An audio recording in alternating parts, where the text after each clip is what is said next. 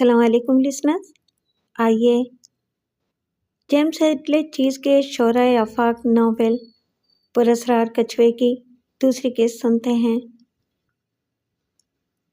امریکہ، France اور Italy کی police اس درد سر میں پہلے ہی مبتلا ہو چکی ہے اور اب ہماری باری ہے۔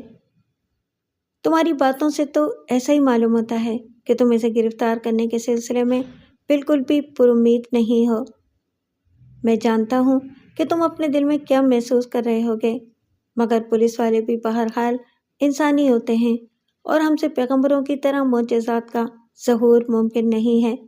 کچھوا ایک بین الاقوامی مجرم ہے اور جو کچھ ہمیں اب تک معلوم ہوا ہے اس کی روشنی میں مجھے پورا یقین ہے کہ اس کا ہیڈ کوارٹر اٹلی میں کسی جگہ قائم ہے۔ وہ وہیں سے اپنے گروہ کو کنٹرول کرتا ہے۔ یہ خیال کرنے کی کوئی وجہ؟ ڈان نے پوچھا۔ پہلی وجہ تو یہ ہے، ڈک نے اپنے کوٹ کی اندرونی جیب سے ایک لکڑی کا کیس نکال کر اس میں سے ایک چاقو برآمد کرتے ہوئے بتایا۔ چاقو ہے، اسے غور سے دیکھو۔ کوئی خاص بات نوٹ کر سکتے ہو؟ یہ وہی چاقو ہے جس سے مسٹر فرنیسی کو قتل کیا گیا ہے۔ میں کوئی ماہر تو نہیں ہوں، ڈان نے چاقو ہاتھ میں لے کر غور سے اس کا پھل دیکھتے ہوئے کہا، مگر اتنا ضرور بتا سکتا ہوں کہ یہ مجھے بالکل اس قسم کے چاقوؤں میں سے ایک معلوم ہوتا ہے جو 13ویں صدی میں اٹلی کے چاقو باز استعمال کرتے تھے۔ مجھے یاد آیا ہے کہ میں ایک ایسا ہی چاقو فلورنس کے عجائب گھر میں دیکھ چکا ہوں۔ تمہارا خیال درست ہے، ڈک نے تائید کی۔ امریکہ، فرانس اور اٹلی کی پولیس نے مقتولین کی لاشوں سے ٹھیک اسی طرح کے 9 چاقو حاصل کیے ہیں، مگر ان کے ذریعے کچھوے کا پتہ لگانے کی کوشش کامیاب نہیں ہو سکی۔ وہ لڑکی لوریلی اپنے لب و لہجے سے اٹلی کی رہنے والی ہی معلوم ہوتی تھی، اور اس سے بھی یہ ظاہر ہوتا ہے کہ کچھوے کا ہیڈ کوارٹر شاید اٹلی میں ہی کسی جگہ واقع ہے۔ پھر ایک بات یہ بھی مجھے عجیب معلوم ہوتی ہے، کچھوا اب تک اٹلی کے باشندوں کو ہی نشانہ بنا رہا ہے۔ ایسا تو نہیں کہ یہ کوئی سیاسی چکر ہو اور چن چن کر مخصوص سیاسی عقائد رکھنے والوں کو قتل کیا جا رہا ہو، ڈان نے کہا۔ نہیں، سیاسی قتل کے نظریے کو اس لیے کوئی تقویت نہیں پہنچتی کہ قتل ہونے والوں میں مختلف قسم کے لوگ شامل ہیں۔ میں نے بھی اس نظریے پر غور کیا تھا کہ واقعات اس کے نظریے کی تائید نہیں کرتے۔ تم نے اس پر بھی غور کیا کہ وہ اپنے آپ کو کچھوا کیوں کہتا ہے؟ ڈان نے پوچھا۔ عام طور پہ مجرم اپنے نام کے لیے ایسے لفظ کا انتخاب کرتے ہیں جسے سنتے ہی دل میں خوف کا احساس پیدا ہو، مگر کچھوے کا نام تو ہنسنے پر مجبور کر دیتا ہے۔ یقیناً اس کی کوئی وجہ ہوگی۔ میں نے اس سلسلے میں کافی دماغ کھپایا ہے، مگر کوئی وجہ سمجھ میں نہیں آتی۔ پھر یہ بھی سوال پیدا ہوتا ہے کہ آخر ایک خاص قسم کے چاقو ہی قتل کے لیے استعمال کیوں کیے جا رہے ہیں؟ ڈان نے سوچتے ہوئے کہا۔ مجھے کچھ ایسا احساس ہوتا ہے کہ کچھوے کا نام اور ایک مخصوص طرح کے چاقو اس مجرم کے ٹریڈ مارک کی حیثیت رکھتے ہیں، اور یقیناً اس کے پیچھے کوئی خاص وجہ موجود ہے۔ ممکن ہے، مگر میری سمجھ میں نہیں آتا کہ ہم وہ وجہ کیسے معلوم کر سکتے ہیں۔ میں آج کافی مصروف ہوں، ڈان نے ریسٹ واچ دیکھتے ہوئے کہا، اور ابھی تک تم مجھے یہ بھی نہیں بتا سکے ہو کہ میرے پاس آنے سے تمہارا کیا مقصد ہے۔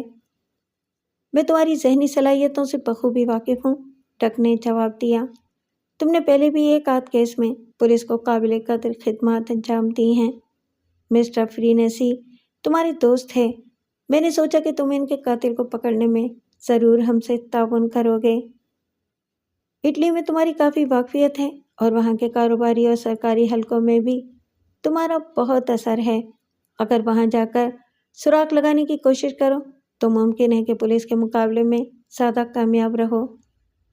اچھی بات ہے، ڈان نے جواب دیا، میں دیکھوں گا کہ میں کیا مدد کر سکتا ہوں، مگر اٹلی جانے سے پہلے یوسیلی سے بات کرنی ہوگی۔ پتہ نہیں تم اسے جانتے ہو یا نہیں، وہ سوہو کے علاقے میں ایک ریسٹورانٹ چلا رہا ہے۔ بہت ہوشیار آدمی ہے، اٹلی کے لوگوں کے بارے میں اس کی معلومات حیرت انگیز ہیں۔ یوسیلی 75 سال کا ہونے کے باوجود بڑی اچھی صحت کا مالک تھا۔ ڈان اس سے کافی عرصے سے واقف تھا، اور میسولینی کے دور حکومت میں جب حکومت کی خفیہ پولیس نے اس کا اٹلی میں رہنا محال کر دیا تھا۔ ڈان نے نہ صرف اسے ملک سے فرار ہونے میں مدد دی تھی بلکہ انگلستان پہنچنے پر اسے لندن کے سوہو علاقے میں کاروبار کرنے میں سہارا بھی دیا تھا۔ ظاہر ہے یوسیلیس کا بے حد ممنون احسان تھا۔ تم نے میرے دوست فرینیسی کی موت کے بارے میں تو سنا ہی ہوگا؟ ڈان نے پوچھا۔ یوسیلی جو اب تک مسکرا کر باتیں کر رہا تھا اچانک سنجیدہ ہو گیا۔ ہاں، اس نے مختصر سا جواب دیا، اور شاید تم یہ بھی جانتے ہوگے کہ پولیس قاتل کو ابھی تک پکڑ نہیں سکی ہے۔ میں پولیس کے معاملات سے زیادہ دلچسپی نہیں لیتا، یوسیلی نے جواب دیا۔ ڈان کو اس جواب سے تعجب نہیں ہوا۔ ایک وقت میں پولیس سے اس کی اچھی خاصی آنکھ مچولی ہوتی رہی تھی۔ یوسیلی کرنسی کی بلیک کرتا تھا، مگر اس ہوشیاری کے ساتھ کہ پولیس آج تک اس پر ہاتھ نہیں ڈال سکی تھی۔ گیڈو، فرینیسی میرا بہترین دوست تھا، ڈان نے کہا۔ میں ہر قیمت پر اس کے قاتل کو گرفتار کر کے قانون کے سپرد کرنا چاہتا ہوں۔ تم چاہو تو میری مدد کر سکتے ہو۔ کچھوے کے بارے میں کوئی بھی مفید اطلاع میرے لیے قیمتی ہو سکتی ہے، مگر میں اس کے بارے میں بہت کم جانتا ہوں، یوسیلی نے سر ہلاتے ہوئے کہا۔ کوئی بھی اٹالین جس کی آمدنی 5000 پاؤنڈ سے زیادہ ہے اپنے آپ کو کچھوے کے ہاتھوں محفوظ نہیں سمجھتا۔ اٹلی میں لوگ اس کے نام سے کانپتے ہیں۔ اٹلی اور فرانس میں سینکڑوں دولت مند اسے ہزاروں پاؤنڈ ماہانہ منہ سے ایک لفظ نکالے بغیر خاموشی سے ادا کر رہے ہیں۔ کیا وہ اٹلی میں رہتا ہے؟ پتہ نہیں۔ اس کے گروہ میں ایک لڑکی لوریلی نام کی کام کرتی ہے۔ تم اس کے بارے میں کیا جانتے ہو؟ ڈان نے پوچھا۔ اس کے بال سرخ ہیں اور کافی خوبصورت ہے۔ میں اس نام کی کسی لڑکی کو نہیں جانتا۔ ایک آدمی بھی ہے، شپیرو، طوطے کی چونچ جیسی ناک والا۔ ہاں، وہ کبھی کبھی یہاں کھانا کھانے آتا ہے۔ کیا کام کرتا ہے؟ اسمگلنگ، یوسیلی نے سنجیدگی سے کہا۔ ایک زمانے میں وہ سرکس میں چاقو پھینکنے کا کام کرتا تھا۔ میں اسے کہاں پا سکتا ہوں؟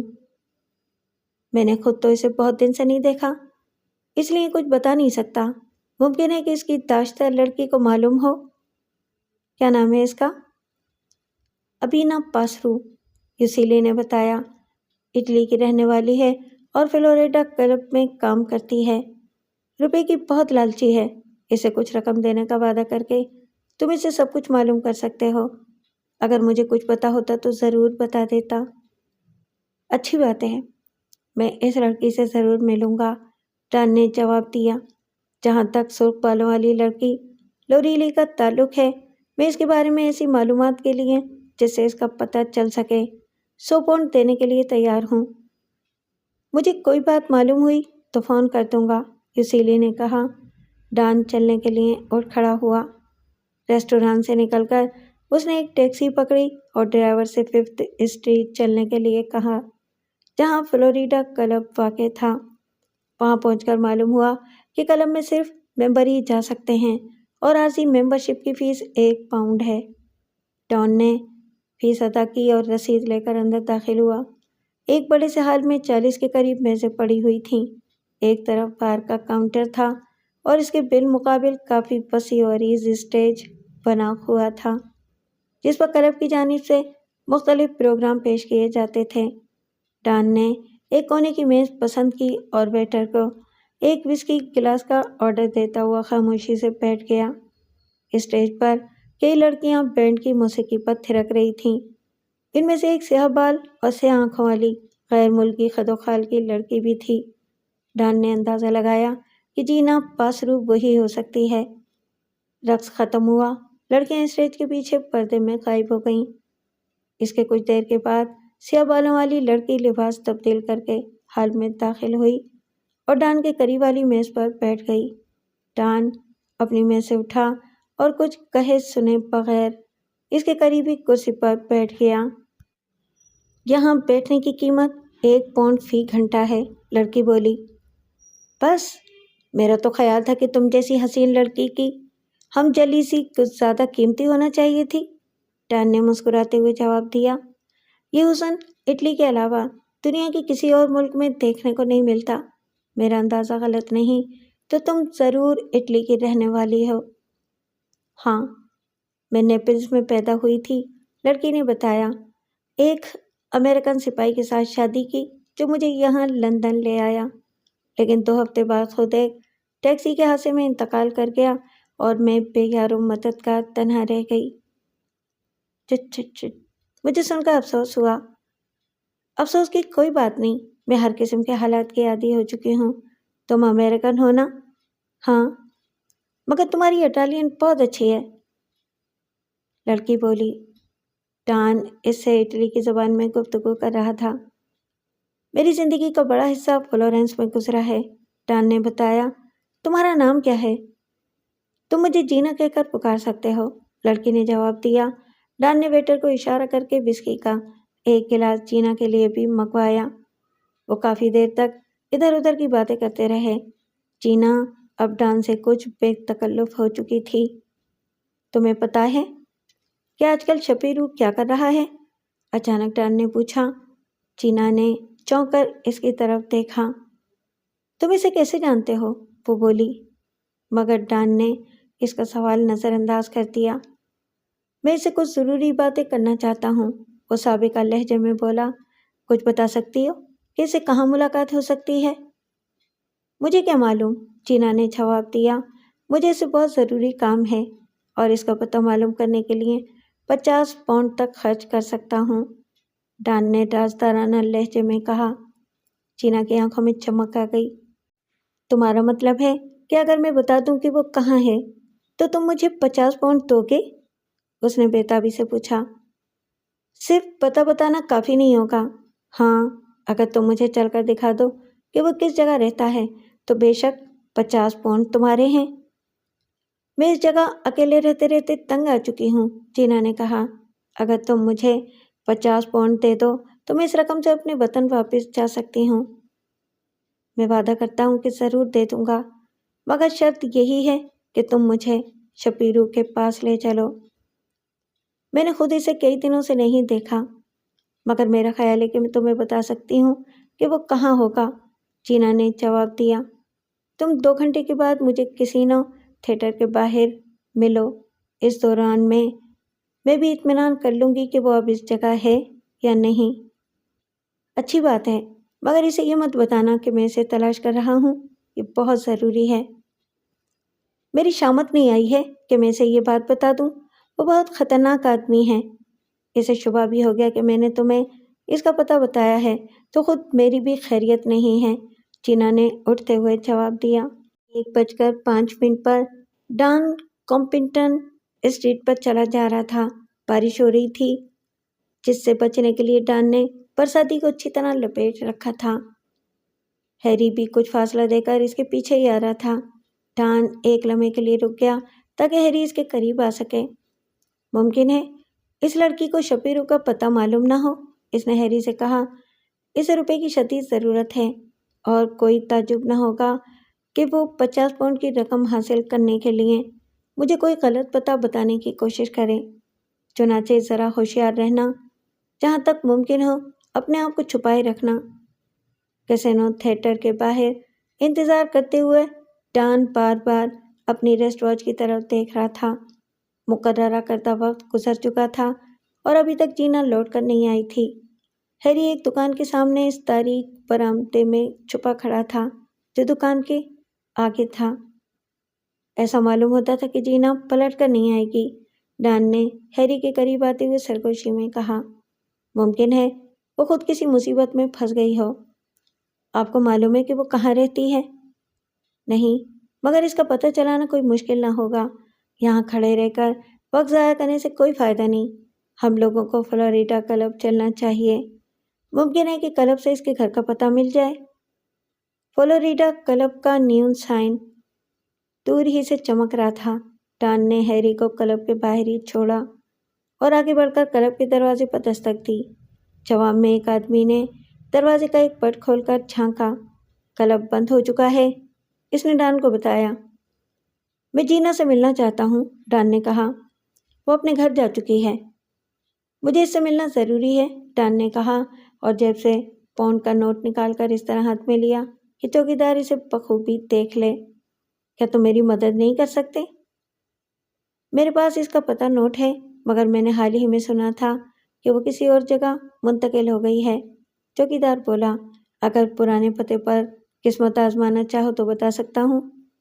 ضرور، اس صورت میں جان لو کہ وہ نمبر 2 پیٹر روڈ پر رہتی ہے۔ چوکیدار نے کہا، چیرنگ کراس روڈ سے دوسری سڑک پر تقریباً 30-40 گز کے فاصلے پر۔ ڈان نے چوکیدار کو پاؤنڈ کا نوٹ دے دیا اور واپس ہیری سے جا ملا۔ پیٹر روڈ وہاں سے زیادہ دور نہیں تھی۔ دونوں پیدل چل کر 5 منٹ میں وہاں پہنچ گئے، مگر مکان نمبر 2 کے دروازے میں قفل لگا ہوا تھا۔ ڈان نے عمارت کے گرد ایک چکر لگا کر کھڑکیوں کو دیکھنا شروع کیا کہ شاید کوئی کھلی ہوئی مل جائے، مگر ساری کھڑکیاں اندر سے بند تھیں۔ میں تالا کھولنے کی کوشش کرتا ہوں، ہیری نے کہا، اور ہاتھ میں پکڑی ہوئی ٹارچ کی روشنی سڑک پر ادھر ادھر ڈالی۔ آخر اسے ایک کیل پڑی ہوئی مل گئی۔ اس نے جھک کر کیل اٹھائی، ٹارچ ڈان کے ہاتھ میں دے دی اور کیل تالے کے سوراخ میں داخل کی۔ 1-2 منٹ کی کوشش سے تالا کھل گیا۔ ڈان نے آگے بڑھ کر ہینڈل گھمایا اور دروازے کو اندر دھکیلتے ہوئے کمرے میں قدم رکھا۔ ٹارچ کی روشنی میں سیڑھیاں نظر آئیں جو دوسری منزل کی طرف جا رہی تھیں۔ ڈان نے ہیری کو وہیں چھوڑا اور خود سیڑھیاں چڑھتے ہوئے اوپر پہنچا۔ سیڑھیاں جہاں ختم ہوتی تھیں وہاں ایک اور دروازہ تھا جس پر سرخ رنگ کیا ہوا تھا۔ ڈان نے دروازے سے کان لگا کر آہٹ لینے کی کوشش کی، مگر ہر طرف خاموشی چھائی تھی۔ اس نے دروازے کے ہینڈل پر ہاتھ رکھا اور اسے تعجب ہوا کہ دروازہ بند نہیں تھا۔ دروازہ کھولتے ہوئے ڈان نے تاریک کمرے میں ٹارچ کی روشنی پھینکی۔ اس کے سامنے ایک قد آدم شیشہ موجود تھا جو دیوار میں فریم کے ذریعے لگایا گیا تھا۔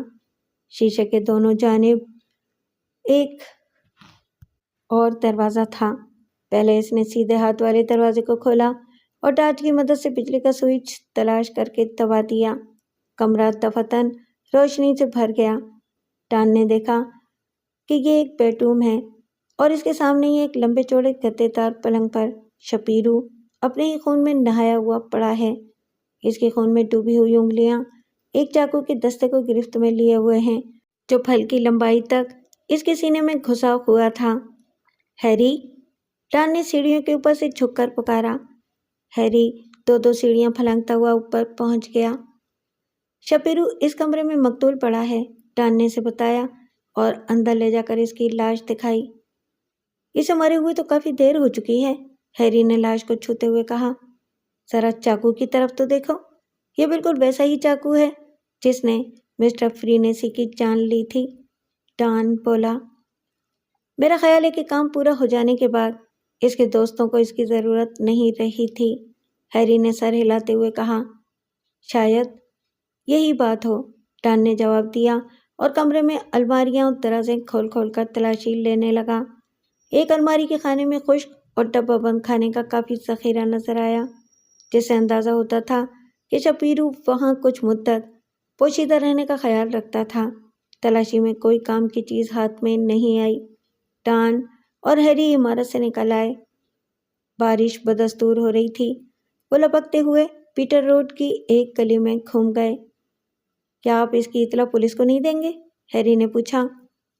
میں پہلے جینا پاسرو کو تلاش کرنا ضروری خیال کرتا ہوں، ڈان نے جواب دیا۔ یوسیلی مجھے اس کا پتہ بتا سکے شاید۔ ابھی صرف 2 بجے ہیں، ممکن ہے کہ یوسیلی سونے کے لیے نہ لیٹا ہو۔ اور یوسیلی واقعی جاگ رہا تھا۔ ڈان نے اسے نا وقت پریشان کرنے کی معذرت چاہی اور بتایا کہ وہ جینا پاسرو کو تلاش کرنا چاہتا ہے۔ اس نے یہ بھی بتایا کہ وہ اس کی تلاش میں کلب گیا تھا، وہاں اس سے ملاقات بھی ہوئی تھی اور جینا نے اس سے 1 بجے کسینو تھیٹر کے باہر ملنے کا وعدہ بھی کیا تھا، مگر آئی نہیں۔ کسی نے شپیرو کو قتل کر دیا ہے اور مجھے اس لڑکی کی سلامتی بھی خطرے میں محسوس ہوتی ہے۔ یوسیلی کی آنکھیں حیرت سے پھیل گئیں۔ وہ پیٹر روڈ کے ایک فلیٹ میں رہتی تھی، مگر حال ہی میں وہیں سے آ رہا ہوں، ڈان نے یوسیلی کی بات کاٹتے ہوئے کہا۔ شپیرو بھی وہیں قتل کیا ہوا پایا گیا ہے۔ آپ کے خیال میں اس لڑکی کو کیا خطرہ ہو سکتا ہے؟ یوسیلی نے پوچھا۔ میں نے اسے شپیرو کا پتہ بتانے کے لیے 50 پاؤنڈ دینے کا وعدہ کیا تھا اور وہ اپنے وطن واپس جانے کے لیے یہ 50 پاؤنڈ حاصل کرنے کے لیے بےتاب ہو گئی۔ اس نے 1 بجے آنے کا وعدہ کیا۔ ظاہر ہے کہ کوئی زبردست مجبوری ہی اسے آنے سے باز رکھ سکی ہوگی۔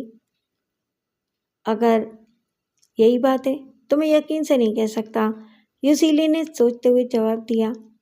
ویسے ممکن ہے کہ آپ کو وہ میری میئر ہوٹل میں مل جائے جو ویسٹرن روڈ پر واقع ہے۔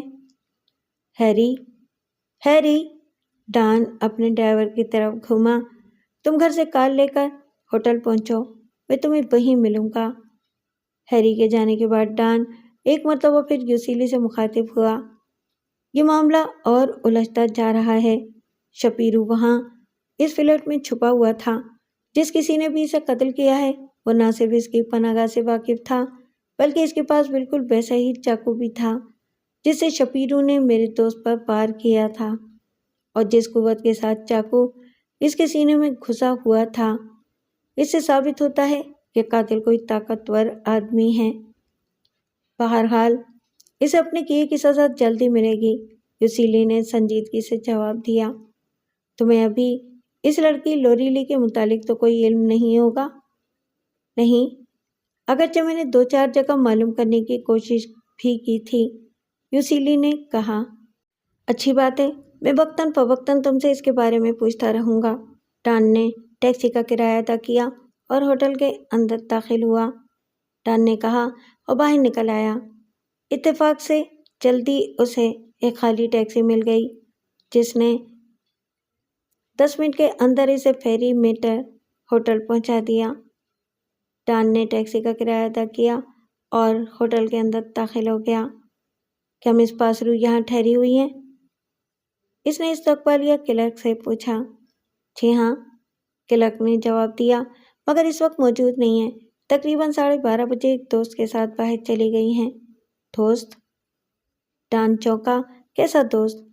آپ بہت زیادہ سوالات کر رہے ہیں، میں پوچھ سکتا ہوں کہ کیا بات ہے؟ میرے سوالات کرنے کی معقول وجہ موجود ہے، ڈان نے بتایا۔ تمہیں شاید معلوم ہو کہ جینا پاسرو کا تعلق شپیرو سے تھا اور شپیرو کو جینا کے فلیٹ میں قتل کر دیا گیا ہے۔ مجھے خطرہ ہے کہ جینا کی زندگی بھی محفوظ نہیں ہے۔ ان حالات میں مجھے، اگر تم جانتے ہو کہ وہ کون دوست تھا جس کے ساتھ وہ باہر گئی ہے تو تمہیں بتا دینا چاہیے۔ میں اسے نہیں جانتا، کلرک نے تعجب کے عالم میں ڈان کو گھورتے ہوئے جواب دیا، مگر مبادا یہ کہ آپ کو کوئی غلط فہمی ہو، وہ کوئی مرد نہیں تھا بلکہ ایک عورت تھی۔ میں نے اس عورت کو پہلے کبھی نہیں دیکھا تھا۔ مس جینا کلب سے آدھی رات کے قریب واپس آتی، پھر ان کے نام ایک فون کال آئی۔ اس کے کچھ دیر بعد وہ نیچے اتری تو میں نے پوچھا کہ کیا وہ پھر باہر جانے کا ارادہ رکھتی ہیں، مگر مس جینا نے شاید میری بات نہیں سنی، یا سنی تھی تو سنی انسنی کرتی اور باہر نکل گئی۔ لیکن میں نے ان کے پیچھے جا کر دروازے سے جھانکا تو وہ ہوٹل کے سامنے ایک کار میں بیٹھ رہی تھیں۔ اس کار میں وہ لڑکی پہلے سے بیٹھی تھی۔ مس جینا اس سے باتیں کرنے لگی اور کار آگے بڑھا دی۔ اس لڑکی کا حلیہ کیا تھا؟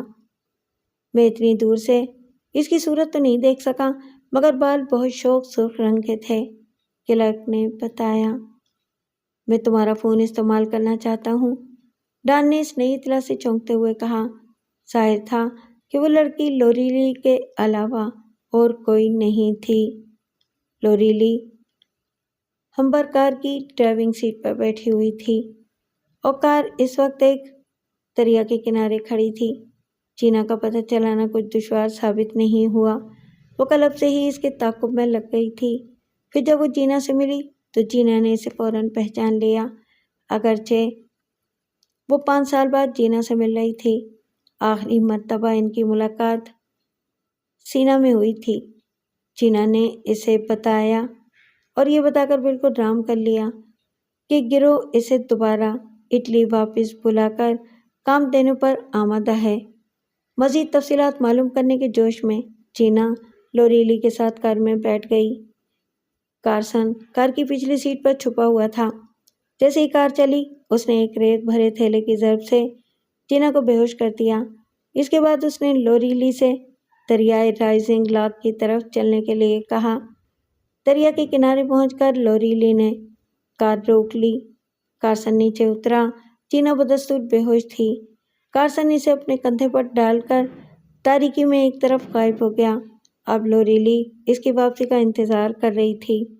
10 منٹ بعد کارسن خالی ہاتھ واپس آتا نظر آیا۔ ادھر ہٹو، وہ اگلی سیٹ کا دروازہ کھولتے ہوئے بولا۔ کار میں ڈرائیونگ کروں گا۔ لوریلی دوسری طرف سرک گئی۔ کار چل پڑی اور لندن واپس پہنچنے تک دونوں میں سے کسی نے کوئی بات نہیں کی۔ اب تم کیا کرنے کا ارادہ رکھتی ہو؟ شہر میں داخل ہوتے ہی کارسن نے پہلا سوال کیا۔ میرا کام ختم ہو چکا ہے، لوریلی نے جواب دیا۔ میں صبح کے 10 بجے کے قریب ہوائی جہاز سے روم واپس جا رہی ہوں۔ کیا یہ ٹھیک ہوگا؟ کارسن بولا۔ پولیس شکاری نگاہوں سے تمام ہوائی اڈوں کی نگرانی کر رہی ہوگی، مگر وہ مجھے نہیں پہچان سکیں گے۔ میرا پاسپورٹ اور دوسری ضروری کاغذات شبے سے بالا تر ہیں۔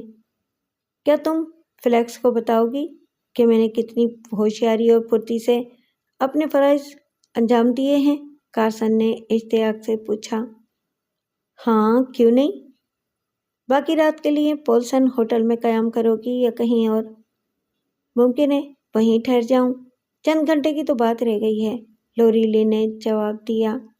کارسن نے کار ڈرائیو کرتے ہوئے گردن موڑ کر اسے دیکھا اور آہستہ سے اس کا ہاتھ لوریلی کی طرف سرک گیا۔ میں اور تم ایک دوسرے کے لیے کافی مفید ثابت ہوئے ہیں، وہ بولا۔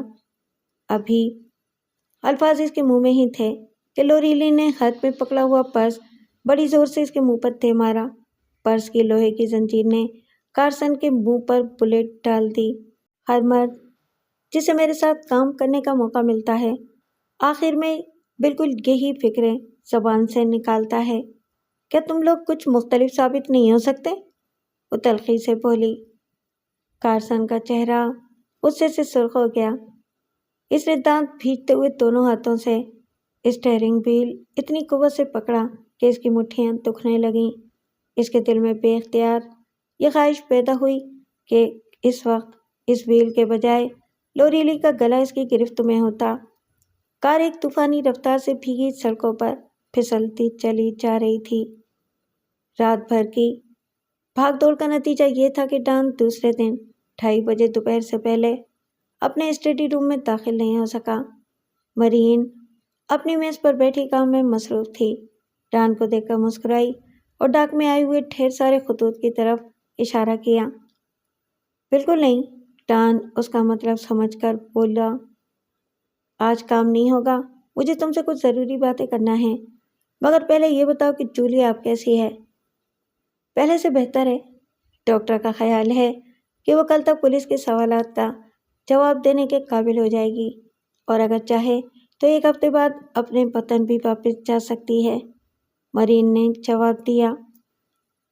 میرا خیال ہے کہ میں اسے اپنے نائس والے بنگلے میں کچھ دن قیام کرنے کی دعوت دوں، ڈان نے کہا۔ مناسب یہی ہے کہ وہ ابھی اپنے گھر واپس نہ جائے۔ اس کے بعد ڈان نے مرین کو گزشتہ رات کے واقعات کے بارے میں بتایا۔ چنانچہ اب جینا غائب ہے، پولیس اسے تلاش کر رہی ہے، مگر ابھی تک کہیں اس کا پتہ نہیں چل رہا ہے۔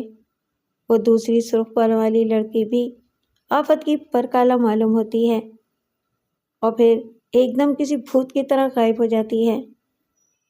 شپیرو کو کیوں قتل کر دیا گیا؟ مرین نے پوچھا۔ ڈک کا خیال ہے کہ اس کے گروہ نے اسے اپنی سلامتی کے لیے خطرہ سمجھ کر ٹھکانے لگا دیا، ڈان نے جواب دیا۔ میں اس نتیجے پر پہنچا ہوں کہ یہ دوسرے تمام واقعات ہمیں الجھاتے ہی رہیں گے جب تک گروہ کے سردار یعنی کچھوے کا پتہ نہیں چلتا کہ وہ کہاں ہے اپنے گروہ کو کنٹرول کر رہا ہے۔ ڈک کا خیال ہے کہ اس کا ہیڈ کوارٹر اٹلی میں ہے اور کوئی شک نہیں کہ کئی باتیں اس خیال کی تائید کرتی ہیں۔ ڈک کی خواہش ہے کہ میں اٹلی جا کر اس کا سراغ لگاؤں، مگر جب تک کسی خاص شہر میں اس کی موجودگی کا ثبوت نہ ملے میرا وہاں جانا بیکار ہی ہوگا۔ ظاہر ہے میں اس کی تلاش میں پورے اٹلی کی خاک تو نہیں چھان سکتا۔ میں سمجھتی ہوں کہ اگر سینا کو ٹرائی کیا جائے تو مناسب ہوگا، مرین نے کہا۔ ڈان حیرت سے اس کی طرف دیکھنے لگا۔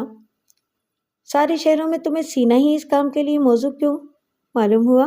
بتاؤ، اس نے پوچھا۔ میں نے اپنے طور پر کچھ تحقیقات کی تھی، مرین نے جواب دیا۔ آپ نے کہا تھا نا کہ یہ شخص اپنے آپ کو کچھوا کیوں کہتا ہے؟ ظاہر ہے کہ اس کی کوئی وجہ ضرور ہونا چاہیے۔ میں نے اٹلی کی پرانی تاریخی کتابوں میں اس کا جواب معلوم کرنے کی کوشش کی کہ اٹلی اور کچھوے میں کبھی کوئی تعلق ضرور رہا ہے، اور سینا کی تاریخ دیکھنے سے معلوم ہوا کہ پرانے زمانے میں سینا 17 وارڈوں میں تقسیم تھا، اور ان میں سے ایک وارڈ کا نام کچھوا تھا۔ وارڈ؟ کیسے وارڈ؟ آپ انہیں ضلع بھی کہہ سکتے ہیں، مرین نے بتایا۔ سینا 17 ضلعوں میں بٹا ہوا تھا۔ ہر ضلع کا ایک نام تھا، دارالحکومت تھا اور جھنڈا بھی تھا۔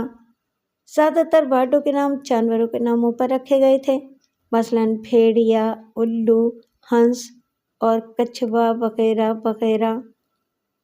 اور اس کا تعلق پالیو کی قومی تقریب سے تھا، جو کہ گھوڑوں کی سالانہ ریس کے طور وقت منائی جاتی تھی، ڈان نے جلدی سے کہا۔ ہاں، مرین نے جواب دیا۔ ہر ضلع سے ایک گھوڑا سالانہ ریس میں شریک ہوتا تھا، اور اس کی جیت ہار کے اوپر خورے جنگیں بھی ہوتی رہتی تھیں۔ ٹھیک کہتی ہو، اور یہی وجہ ہے کہ اس نے جس قسم کے چاقو کا انتخاب کیا ہے وہ بھی اٹلی کے اس دور سے تعلق رکھتا ہے۔ مجھے فوراً کی بات ڈک کو بتانا چاہیے، ذرا اسے فون تو کرو۔ اگر وہ اپنے دفتر ہی میں موجود ہو تو کہہ دو کہ میں ایک ضروری بات کے سلسلے میں گفتگو کرنے آ رہا ہوں۔ مرین نے اسپیشل برانچ کے آفس کو فون کیا۔ ڈک آفس میں موجود تھا۔ مرین نے اس کو ڈان کا پیغام بتایا، اور کچھ دیر تک اس کی بات سننے کے بعد ریسیور رکھتے ہوئے ڈان سے کہا کہ ڈک اپنے آفس میں اس کا انتظار کرے گا۔ اس کے 20 منٹ بعد ڈان سپرنٹینڈنٹ ڈک کے آفس میں اس کے سامنے بیٹھا تھا۔ جینا کے بارے میں کوئی خبر ملی؟ اس نے پہلا سوال کیا۔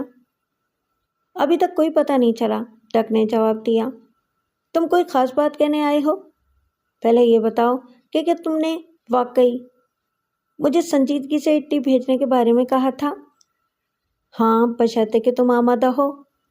میں ایک شرط پر جانے کے لیے تیار ہوں، ڈان نے جواب دیا، اور وہ یہ کہ تم مجھے آزادی سے کام کرنے کا موقع دو گے۔ کیا مطلب؟ مطلب یہ کہ میں ایک خاص نظریے پر کام کر رہا ہوں، اور اس وقت تک اٹلی کے پولیس حکام کی طرف سے کوئی مداخلت نہیں چاہتا جب تک میں اس سلسلے میں مزید کوئی بات معلوم نہ کر لوں۔ یہ ایک بین الاقوامی گروہ کا معاملہ ہے۔ اگر تمہیں کوئی خاص بات معلوم ہے تو تم اسے چھپا کر نہیں رکھ سکتے۔ میں نے ایک نظریے کے بارے میں کہا ہے، کسی اطلاع کے بارے میں نہیں، ڈان نے جواب دیا۔ میری سیکرٹری مرین نے اس سلسلے میں کچھ تحقیقات کی ہے، اور اس تحقیقات کے نتیجے میں ہمارا خیال ہے کہ شاید کچھوا سینا میں بیٹھ کر اپنے گروہ کو کنٹرول کر رہا ہے۔ اور اس کے بعد ڈان نے مرین سے ہونے والی گفتگو ڈک کے سامنے دہرا دی۔ ڈک کی آنکھوں میں دلچسپی کے تاثرات ظاہر ہوئے۔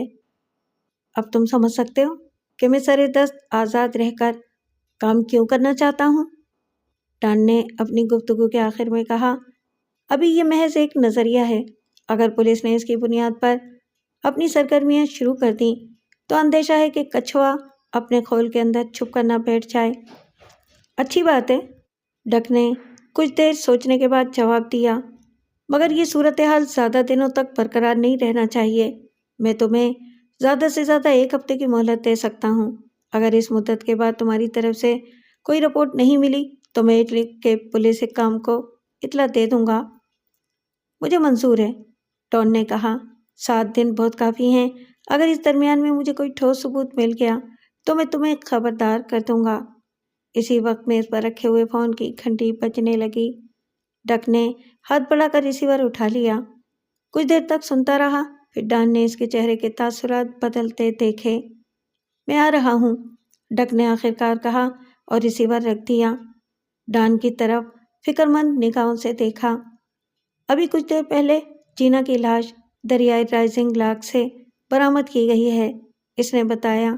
ایسا معلوم ہوتا ہے کہ کسی نے اس کے سر پر ضرب مار کر پہلے اسے بے ہوش کیا اور پھر دریا میں پھینک دیا۔ مجھے پہلے ہی کسی ایسی بات کا خطرہ تھا۔ ڈان نے افسردگی سے سر ہلایا۔